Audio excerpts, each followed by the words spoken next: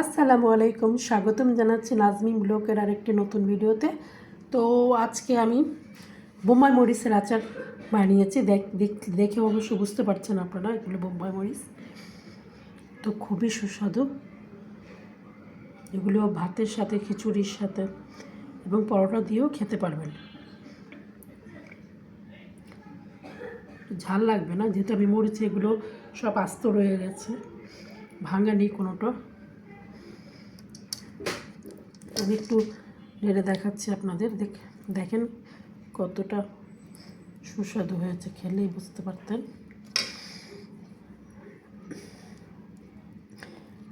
এগুলো আমি এখন কাচের জারে ভরবো, তারপর এটা সংরক্ষণ করবো ফ্রিজে রেখে। অনেক দিন ভালো থাকে।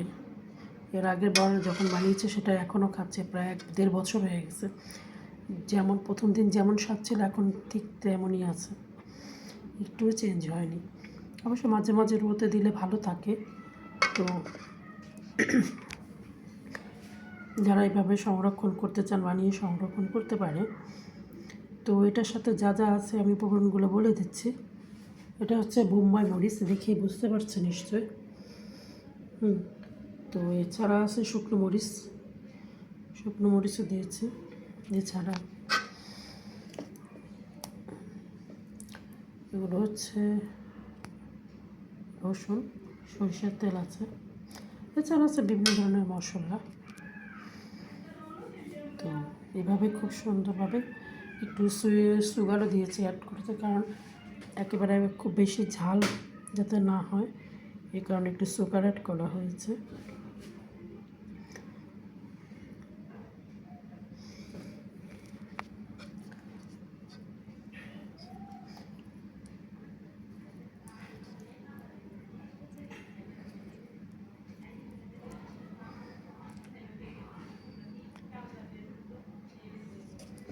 এগুলো খিচুড়ি রান্না করলে, খিচুড়ি দেখে দেখবেন খুবই মজা।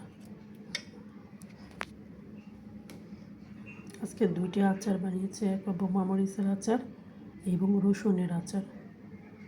তো পুরো রেসিপিটা পাওয়ার জন্য আমার পেজটি অবশ্যই ফলো দিয়ে সাথে থাকবেন।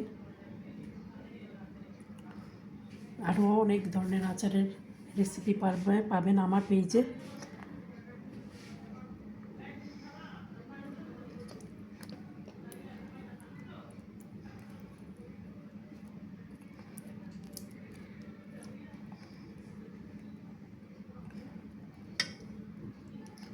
তো বোম্বাই মরিচগুলো চেয়েছিলাম একটু বড় বড় বোম্বাই মরিচ দিয়ে করতে, কিন্তু অত বড় মরিচ আমি খুঁজে পেলাম না কোথাও। তো যেই সাইজটা এখন পেয়েছি ওটা দিয়ে বানিয়ে ফেলেছি। তো সবাই ভালো থাকবেন এবং আমার পেজটি অবশ্যই ফলো দিয়ে রাখবেন। Thanks for watching. Allah Hafiz.